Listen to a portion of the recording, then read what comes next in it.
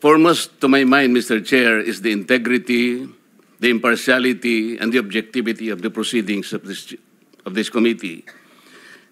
Mr. Chair, you were interviewed on Billionario Channel by Ms. Pinky Webb.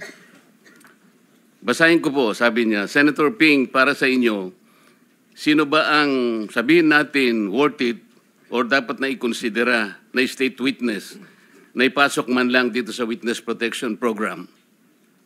And you responded, at this point between Diskaya and Bryce Hernandez, Mr. Chair, question is,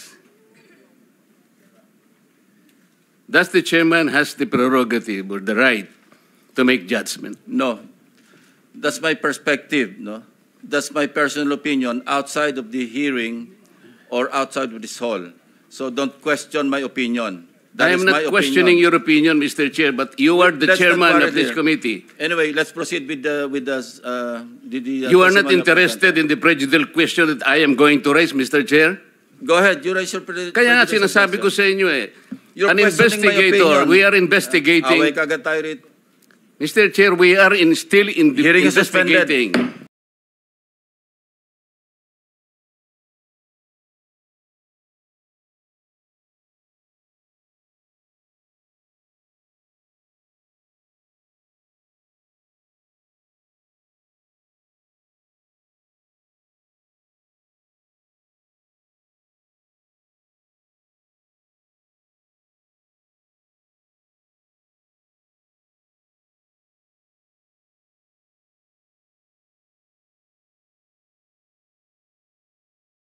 Session is resumed.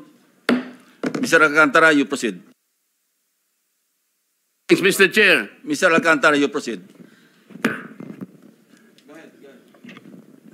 I will register my continuing objection, Mr. Chair. I will question the objectivity of these proceedings if you will not allow me raise these points.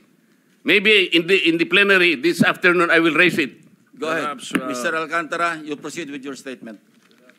Your Honor, okay lang po bang makapagbigay ako ng opening statement ko po? Proceed. Ano bang gagawin natin dito? Magandang umaga po sa inyong lahat. Tinatanggap ko po na ako po ay hindi nakasagot sa maraming tanong mga nakakaraang huling araw upang maproteksyonan ang institusyon na aking minahal sa loob ng 30 taon. Subalit nitong mga nakang araw, ako po ay nakapag-isip-isip na tumulong na lamang po sa investigasyon na to para po sa bayan. Narito po ako sa harapan nyo ngayon upang tumulong ng buong puso, abot ng aking makakaya, upang makapagbigay linaw sa katanungan sa investigasyong ito. Naintindihan ko po na hindi lang mainit ang isyong aking kinakaharap sa kasalukuyan. Mararamin po ang galit sa aming mga kasama sa DPWH dahil sa mga nabanggit na mga sinasabing katiwala sa aming ahensya. Hindi ko na po titingnan to. Ito po'y galing sa puso ko. Nangangamba po kasi ako sa seguridad ng pamilya ko. Ito pong aking salaysay ay marami pong mga tao na mababanggit at ako po'y humingi ng tawad sa mga tao na to, pero kailangan ko pong sabihin yung katotohanan.